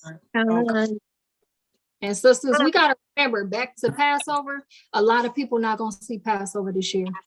And a lot of people destroyed right afterwards. So we got to make sure we're diligent, that we're doing everything that we need to do, that we actually have a purpose in this truth, y'all. Because if we're not bearing fruit, if we're not doing what we're supposed to do, the Most High, he look, any tree that bears not fruit, he is hewed down and casted into the fire. And we got to always remember that. If we're not getting our works up in this truth, what is the purpose of being in this truth? Go back to the world, you're wasting your time. So sisters, with that being said, like, we have to be diligent. I want to bring out one precept, and that's pretty much all I got for tonight. But 2 Peter 1:10, it say, wherefore, the rather, brethren, give diligence to make your calling and election sure. For if you do these things, you shall never fail. Y'all, that's beautiful advice. If we stick to this right here, y'all, this is what's going to keep us. Because yes, I see a sister put sifting season. It is. A lot of people will not see Passover this year. And a lot of people will be destroyed right after Passover or on Passover, sisters. So we got to get right. We got to make sure we got a purpose in this thing, and that we're literally fulfilling the will of the Most High for our lives. Or we're going to be we're going to be sifted out. We're going to be destroyed, sisters.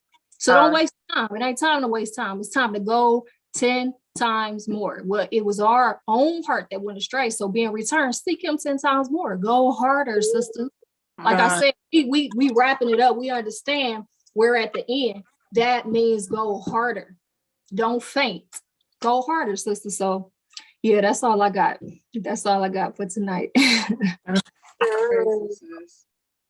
What I wanted to say was, I've been, I'm the one that's always laughing and loud, and I've been a little reserved and set back, and the Spirit will lead you right where you need it. And I wasn't gonna get on, but I remember I was like, check your spirit before you get up on here, because you don't want to cause a damper. The word must go forth. And I said, Renee, sit back, learn and listen. Learning how to be a daughter of Zion, learning how to sit in that role of a woman, and learning what I'm used to this, da da da da da. So now I had to shut my mouth, and then going through when you said learning how to be a woman, in this truth, who the Most High designed us to be. And that's been my conversation, with my sister and my aunt in the East Coast. And I'm in an unfamiliar place, being that I've always had to, I thought, be the lead. I didn't like that, didn't have, this is where we keep it real. Didn't have my children's father, at the head. I mean, yes, he was a good provider, but being a good provider and being neglected, does that make sense? Neglected, and then abused, mentally, spiritually abused, and then I grew up, and then this is where we keep it, the platform to keep it real. The man that was in my life at the moment, I guess I clutched onto in hopes that he would lead. Like, come on. It wasn't that many. So I ain't gonna sit up here and make it seem like it was like that. But now when I came into the truth, and at the same time, this person that I met, and everything seemed to be flying good, but everything's going good, then felt like the rug got pulled out from underneath me. And been in I fight this thing. We were talking about this familiar spirit. Somewhere the other day, a crack was left open. And this morning I was feeling the wrath of it. And I was like, oh God, I can't go through this one. And no, being busy doing what I got to do. But then I talked to a friend of mine, which is my daughter's grandfather. And he said, you know what, Renee, whether you believe it or not, how you say his name, and Dahamba, Yahweh, I said, Yahweh. He was like, yes, I didn't know, that seeds were being dropped like that, I said, yeah, that's our power. He said, yeah, I didn't want to say it, but I wanted to say it, but I just didn't know the correct way of saying it. And so with even that being said, and then you guys coming into what Sister Mia has said about meeting us where we're at, and I'm in a hurt space right now. I'm hurting, I don't even want to be on camera, but I'm in a hurting place. And I thought, okay, I could do this. I could fight this one.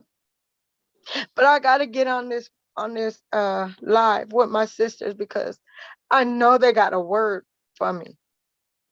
And when you bring out First Peter, and you brought out the one that's Rock 19, and it hit in places like what do you call that thing? Ointment, when you put on a sore. Mm-hmm. And this word is that ointment, and he uses you sisters. And I just want to thank the Most High and say thank you for him creating each and every one of you. Sister Zay, for you opening up a floor. I know it's not easy at times, but gain strength knowing that this platform you open up, it's healing. The Most High is using you. All praises to the Most High. Yes, Sister Renee. Thanks for joining me.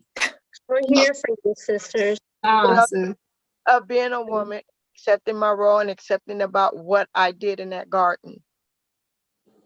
And asking to forgive me for even my past life, because I know I came back because I got whooped in slavery, and still being whooped in Babylon today.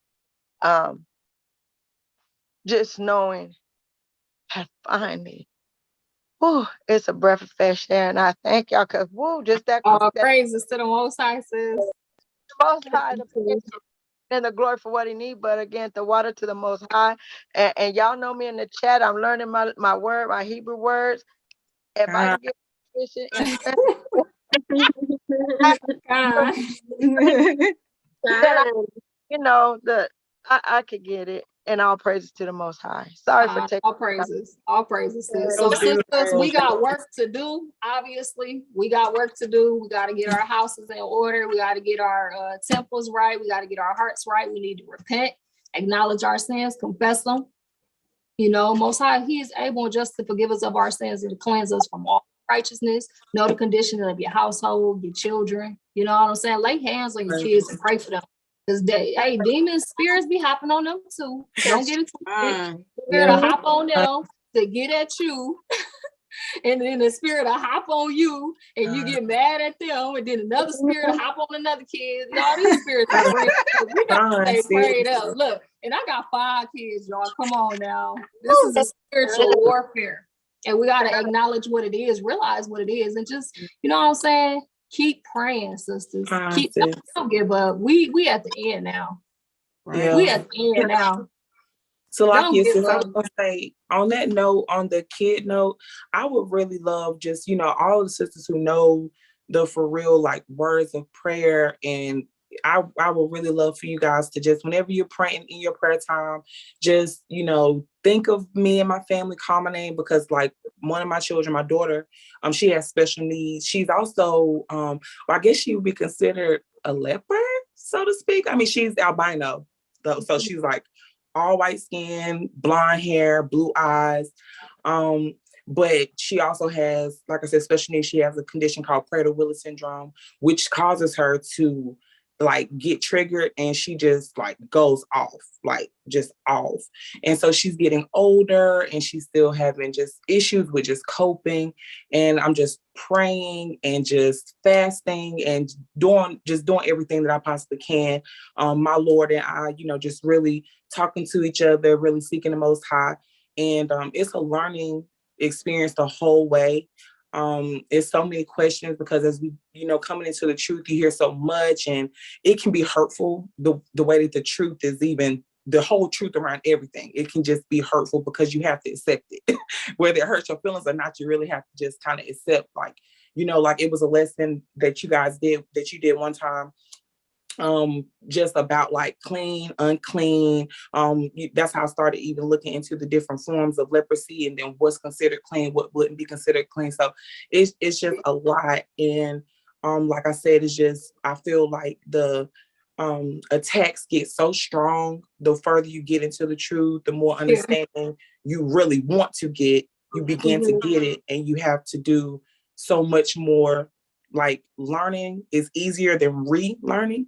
And I feel like we're sometimes having to do a lot of relearning, and just really seeking the Most High to know what's what. I know, like, even I'm not sure exactly where, but whenever it was the blind man and Yahushua was asked, well, who sinned? Was it the man or was it his parents? And so it's just kind of like, kind of toiling back and forth between, is it something that I did? Is it, something that my baby did in a previous life and this is her judgment?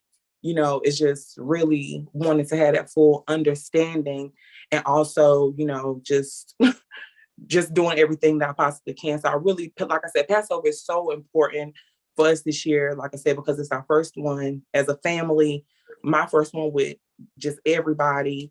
And I just have so many things that I want to bring forward and put in front of the Most High. And I want all the leaven out. I just really want it just out so that next Passover is even easier to get rid of that spiritual leaven, basically. So I just want you guys to just keep, me and my family, but me, especially in prayer, just because, like I said, after just having a baby, it's a lot. It's a whole lot, just in spirit and everything just balancing back out. And Salakia says, how do you pronounce your name again? Raya. Raya. Mm-hmm. Raya. Khan, will definitely keep you in our prayers, sis. Khan, sis. Khan. You said, this your first Passover. I was gonna say, through the grace and mercy of the Most High, it's our last Passover. We ready to go home. We ready to get up out of here, You y'all. know what? I was talking to my Lord and I was telling him like, what? Because I'm like we were talking about earlier, like we have that little nervous feeling just because we know, the times that we're heading into, but also it would be a blessing to see the end. And I was just sitting back thinking, like, with all the stuff that's going on right now, with all these prophecies being fulfilled, what would be the chances that something major would happen on Passover while, Israel is dwelling in their homes, doing the things that we should be doing?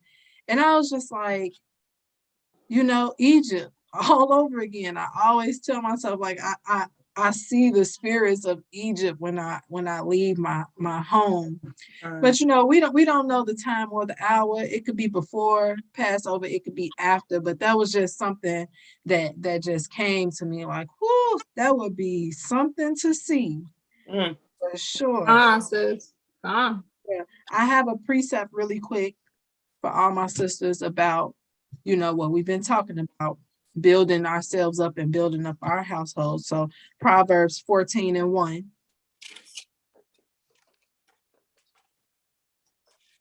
Sis. Yeah. And so every wise woman buildeth her house, but the foolish plucketh it down with her hands. So, us being wise and being in fear of the Most High, because that's what being wise is fearing the Most High. We trying to do everything that we can to stay in our role and to build our house, building up our children, building up our Lord, building up ourselves, building up our sisters, to help them become these wise women. That's what we have to do. And on another note, every wise woman builds her house and a foolish one tears it down with her own hands. What is her hands? We know the Israelite woman, her hands is her mouth. It's her mouth, sisters. So if we can perfect, let's get Proverbs 31:26. If we can perfect this, you can start building your Lord up. That's your house. That's your house. If we're pillars of rest, that's your house. Like a pillar of rest is supposed to be a rest. You see what I'm saying? A support, understanding, quiet, learn to shut your mouth. Shut up. So Proverbs 31:26, it says she opened her mouth with wisdom, and in her tongue is the law of kindness. This is how you build your house. That's how you build your house. Not that wretched Eve, Jezebel Eve, always got to open her mouth and speak what's on her mind, not even realizing, talk no more exceedingly proud. The Most High, look, all our actions, all our words, every idle word that's spoken, every prideful word that's spoken, we're going to give account for in the day of judgment. So just start to guard your tongue, guard your mouth, build your house, build your Lord up, strengthen them with your mouth. With your mouth. It ain't your literal hands, it's your mouth. That is your hands. That's right. It reaches out and touch.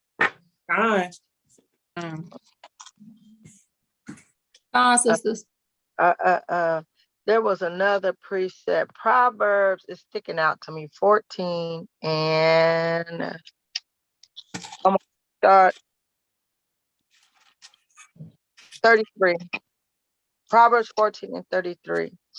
A wisdom resteth in the heart of him that has understanding, but that which is in the midst of fools is made known. Righteousness exalted a nation, but sin is a reproach to the people.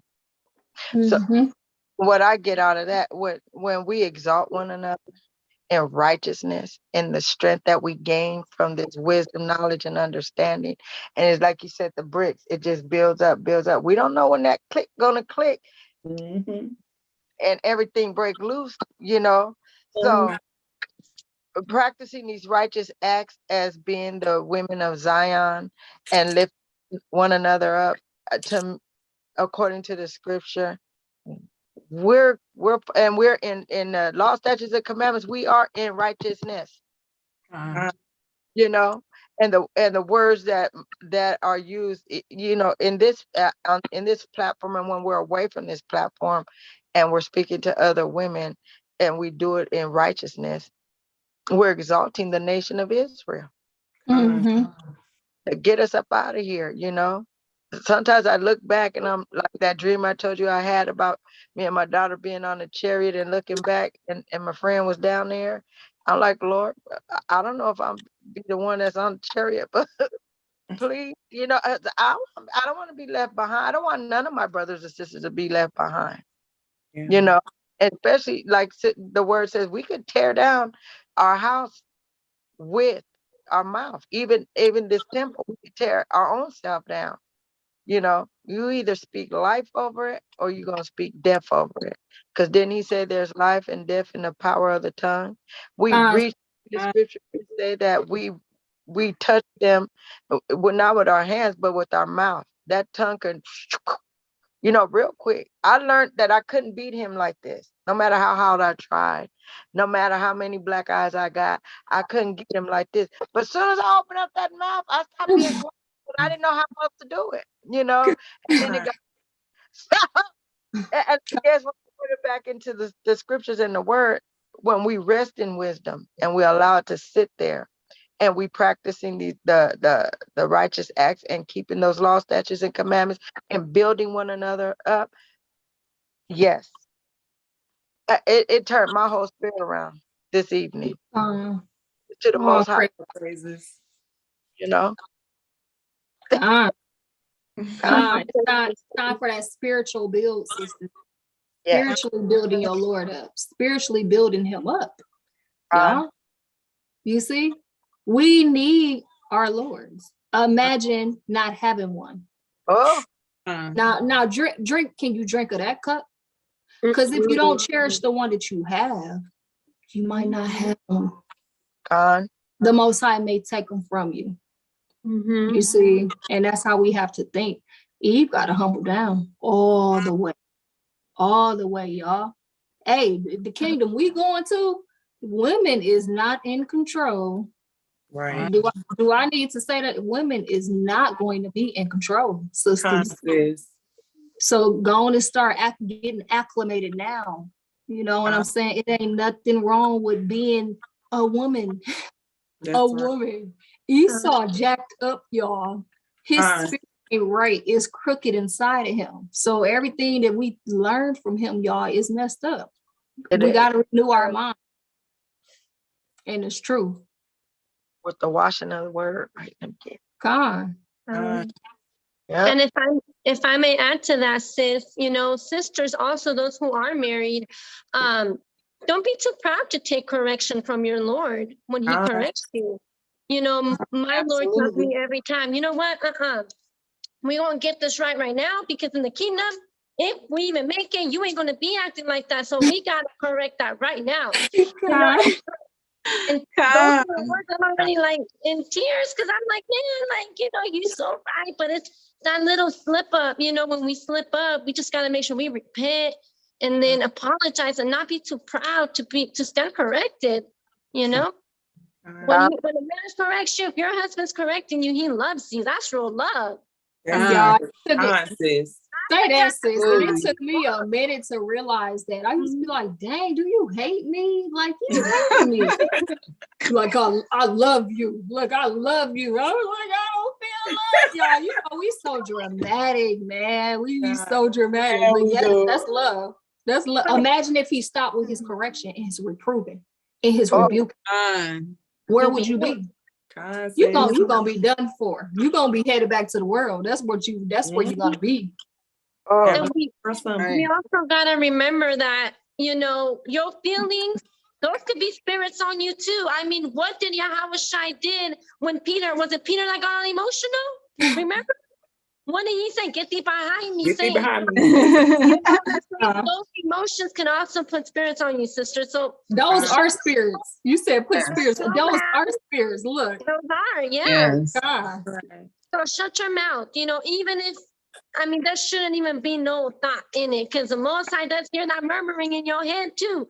Just because you ain't saying it, and you saying it here, who's really watching you though? The Most High, you ain't getting away, you ain't slick, you know. So just maybe like your mind blink and just take that correction, you know, take that correction because he loves you, you know.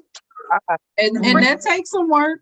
You know, you don't learn that overnight. You definitely, because every once in a while, I know I slip up and I'll be like, oh, and then 2 seconds later, I'll be like, Father, clear my mind, because you know what I might be thinking right now, how I may be feeling. I know it's not right. So, you know, just help me be submissive and play my role in this moment. Because in this moment, I feel like I'm being attacked by these spirits and I feel it trying to take over. So please help me help myself. In this moment. You know what? On the flip right there, sis. Beautiful. On a flip note, sis, imagine our Lord's like look at us and be like, we complain about, dang, you know, being submissive in this, but think about stepping their shoes for a moment and what they got to deal with, man. Think about what they're dealing with. They're not just dealing with us. And when sisters actually realize the weight that's on your Lord's shoulders, that's on the men's, on the Israelite men's shoulders here in Babylon, we wouldn't be the way that we are, because look, we just a portion. We're just a portion. Are you going to be that portion that's where they get their rest? Or are you going to be that portion that's going to last, afflict them before the night is over? Because they're already getting afflicted all day. Esau got his big, filthy feet on their neck. And then they come home. Is we going to be that rest? Or we going to afflict them more? So we have to get out of ourselves, first of all, humble down, put that pride aside. You see what I'm saying? And realize the position they're in, the shoes, their shoes. Get in there, imagine yourself in their shoes. Sisters, we won't be able to endure it. Yeah. You see what I'm saying? So sisters getting all worked up because they feel like they controlled, or they gotta help their Lord. I shouldn't have to help pay bills. Girl, look, y'all finna make it look. Y'all finna make me look. What you mean? If you're supposed to be a help me, any and everything that is required is you're supposed to do that. Yes, it is. That's to help me. Any and everything. It don't matter. Look, y'all got to put off that Babylon mindset. Any and everything that your husband needs help with, you required to do that, sisters. You want It's your role. Come. That is in your job description. Right?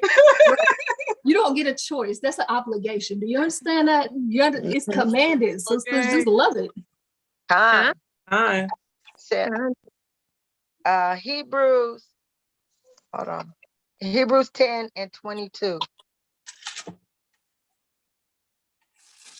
Let us draw near with a true heart and full assurance of faith, having our hearts sprinkled from an evil conscience and our bodies washed with pure water. The washing of the word. You know, the washing of this word, and it's true. True. You know, and anytime I think that, oh, I'm clean, and the word come forth, well, you see all that filth coming off. I can only speak for me. You know, this is this, you know, and getting the washing of the word. Yeah, the truth hurts. It does.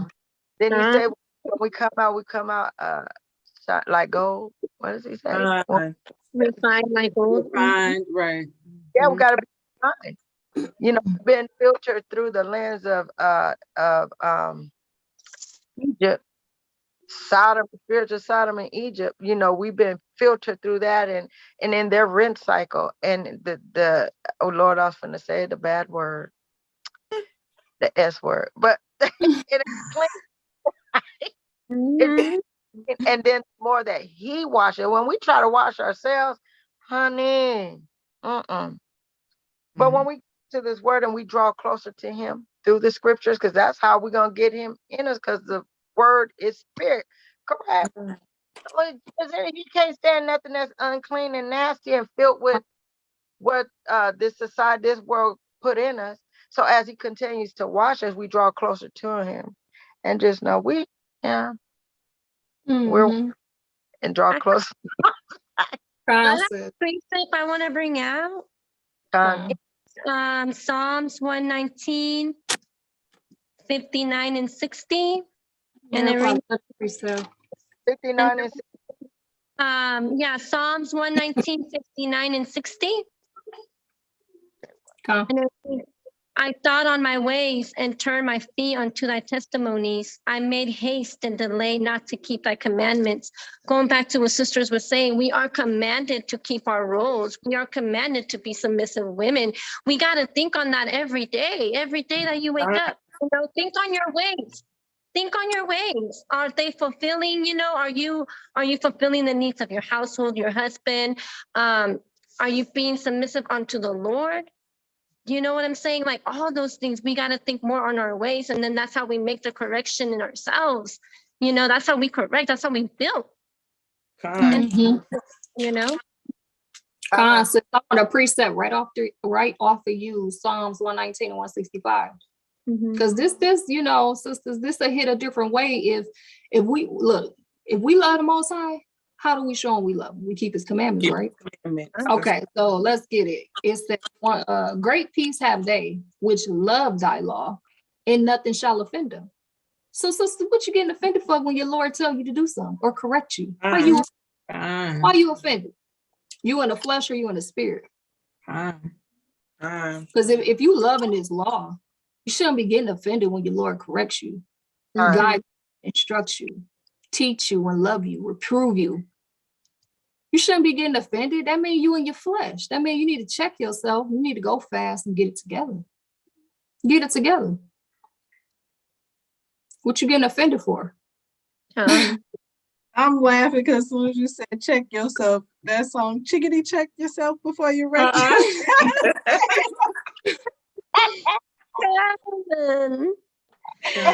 But if that ain't true, look. I have another one, Proverbs chapter 30, verse 11. There is a generation that curseth their father and does not bless their mother. We got to come out of that. We know that the Most High, he's our father. We know wisdom is our mother. We got to break these generational curses. We got to change. We got to come up. If we're going to come out of Babylon, we got to come out all the way, even in here. Hey, that's where it starts. It starts in there. See, that's the problem. Look, we come into this truth. Sisters, like, don't bring Christianity into this truth, man. Don't do it. And I see it so much. You got to put Christianity off of you. And when I say that, I mean, don't come into this truth and be mundane. Don't be religious. Don't just be doing stuff to do it. You don't even know why you're doing it. Why am I even doing this? What am I even keeping Sabbath for? Right. Okay, tell me keep Sabbath, so I'm keeping it. You don't know why you're keeping Sabbath, sis? You really don't know why you're keeping Sabbath? See, these are the things we have to realize and question, like, why are we doing what we're doing? Obviously, the Most High commanded it, but you need to understand why. Open up your Bible and read, and you'll understand why we do what we do. We're not just doing it, going with the motions like Christianity, just doing it to do it. So the change happened inside first. And when it don't happen inside, you got this beautiful thing on the outside, but you are a hot mess in the inside because you never converted your mind. You never renewed your mind coming into this truth. You brought Christianity and you covered it up with an Israelite covering is what you did. That's a reprobate. Matter of fact, I'm a retract Israelite covering. You covered it up with a reprobate covering. You gotta put off the ways of Babylon and renew your mind. I'm not saying it's gonna be easy, first coming to this truth, but it should get easier. It should get better. You should get better. You should be bearing fruit. something should be budding on that tree. Con. It shouldn't be bare. It shouldn't be ready to die. It shouldn't be dried out. This Come is on. life right here. So what the tree dried out for? God. This is life right here. Why you ain't got no fruit on your tree? It You has see water. what I'm saying? It's not laboring in vain. You're laboring in vain. Mhm. Do that. Let it not be the putting on the apparel and the hour of adorning, you Mhm. know, We're because parts. anybody can do that. Anybody can be like, oh yeah, I'm keeping Passover and get all nice and you know, get your nice apparel on, your nice garments. But like we were saying in the beginning, it's what's on the inside here, not here, here, you know, God. because that is your heart. You know, your heart is here. Your mind, what's on your mind. You know, this heart just pumps the blood, you know, but all of your emotions, your thoughts, everything is in this heart. So we definitely have to make sure that we are guarding, you know, our minds in this time and keeping that wall up to protect ourselves from those spirits, you know, that is trying to attack us because they getting stronger and stronger. I've been seeing, you know, and they use people that's close to you sometimes, and they will never even understand how they're being used. You know, they wouldn't understand it. He could use me, you know, to be a spirit to someone else, but I wouldn't be able to see that I was, you know, the snare. I wouldn't be able to see it. I wouldn't know. So real quickly, you say the demons and spirits is getting stronger. They're getting stronger and they're getting stronger. Well, they're getting stronger for one or two reasons. They're getting stronger because you should be getting stronger. So now you need a stronger demon because we all got lots in this thing. We have to be up. We got to go through. That's just the affliction, the trials, and the punishment that's coming on us. But the other reason is it's getting stronger because you're getting weaker. So it's trying to kill you now. You see what I'm saying? So make sure if this demon is getting stronger, it's because you're getting stronger. And it's not you're getting weaker and you laying down so that it can take you out.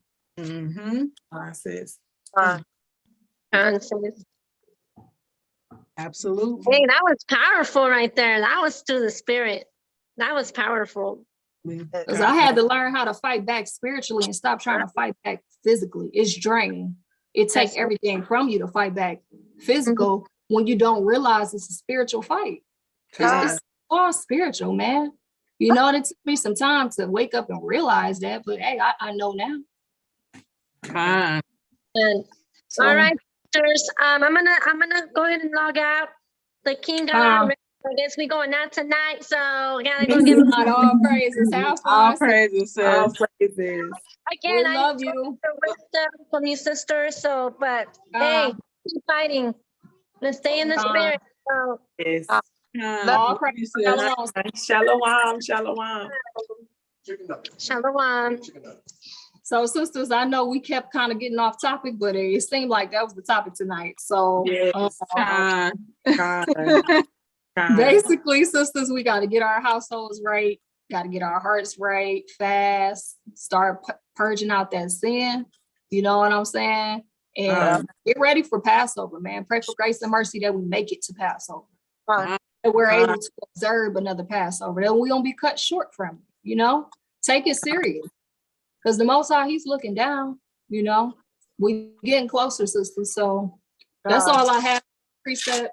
If any sisters got precepts, you can call them out. If not, I'm going to close out with this precept. Revelation. Proverbs 30:5. Every word of Yahweh is pure. He is a shield unto them that put their trust in him. He'll shield us. So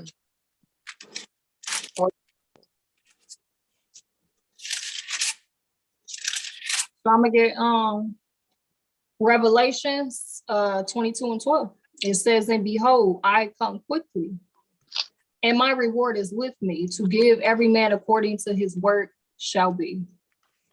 So sisters, hopefully this helped sisters tonight. It causes us to examine ourselves, you know what I'm saying? See where we weak at, what we need to purge out. Hopefully sisters learn how to make unleavened bread if they didn't know how.